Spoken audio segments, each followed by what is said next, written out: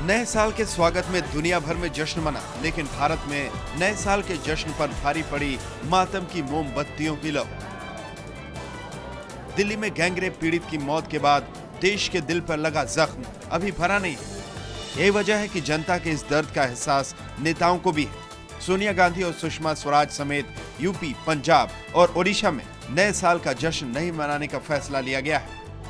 ऐसा ही फैसला लोकसभा में विपक्ष के नेता सुषमा स्वराज ने भी लिया। ऐसा नहीं है कि दिल्ली में हुई इस हैवानियत का असर दिल्ली तक ही है। गैंगरेप पीड़ित की मौत के बाद पंजाब, उत्तर प्रदेश और ओडिशा में भी नए साल का जश्न नहीं मनाने का फैसला किया गया।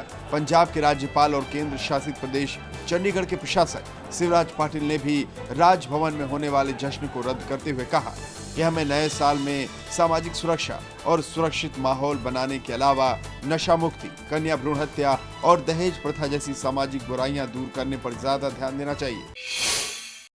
क्या फिर आर्थिक मंदी की ओर बढ़ रही है दुनिया? यह आशंका इसलिए क्योंकि अमेरिका में रिपब्लिकन और डेमोक्रेटिक पार्टियों के बीच फिस्कल क्लिफ की समय सीमा पर मतभेद नहीं सुलझाए जा सके हैं और अब अमेरिका में 1 जनवरी से टैक्स बढ़ने का खतरा बढ़ गया है। मौजूदा हालात इसलिए बने हैं क्योंकि अमेरिकी संसद के निचले सदन प्रतिनिधि सभा में 31 दिसंबर को फिस्कल क्लिफ के मामले में मतदान नहीं हुआ, जिसके कारण अब 1 जनवरी से टैक्स बढ़ने का खतरा बढ़ गया है।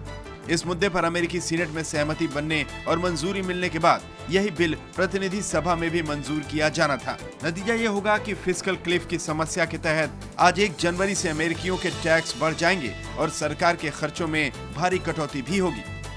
जानकारों का कहना है कि 2 जनवरी 2013 तक किसी समझौते पर नहीं पहुंचने की सूरत में वैश्विक आर्थिक मंदी का नया दौर शुरू हो सकता है। हालांकि बराक ओबामा ने सोमवार को कहा है कि लगता है कि टैक्स में बढ़ोतरी के मुद्दे पर कोई समझौता हो जाएगा, लेकिन अभी भी समझौता नहीं हुआ है। कई मुद्दों पर अब भी गतिरोध बरकरार है, लेकिन मुझे उम्मीद है कि कांग्रेस कोई समझौता कर लेगी। अमेरिकी सीनेट में इस मुद्दे पर अब भी बातचीत जारी है। राष्ट्रपति बराक ओबामा ने $2 लाख से कम सालाना आय वाले अमेरिकियों पर टैक्स न बढ़ाने की बात कही थी, लेकिन रिपब्लिकन पार्टी ने आय सीमा को बढ़ाकर $4.5 लाख करने की मांग की है। इस पूरे मुद्दे पर मौजूदा गतिरोध 2011 में तब शुरू हुआ जब अमेरिका में सरकारी कर्ज सीमा और वित्तीय घाटे से निपटने की कोशिश शुरू हुई। साल 2012 में मशहूर गायक हनी सिंह ने कई हिट गाने दिए, लेकिन आखिरी दिन उन पर भारी पड़ा। हनी सिंह बेहद अश्लील गाने को लेकर विवादों में है। हनी सिंह के खिलाफ लखनऊ में IPS अमिताभ ठाकुर ने गोमती नगर थाने में मामला दर्ज कराया है। हनी सिंह के लिखे गाने पर इन दिनों हंगामा मचा है। गाने के बोल की वजह से सोशल साइट्स पर हनी सिंह का काफी विरोध हो रहा है।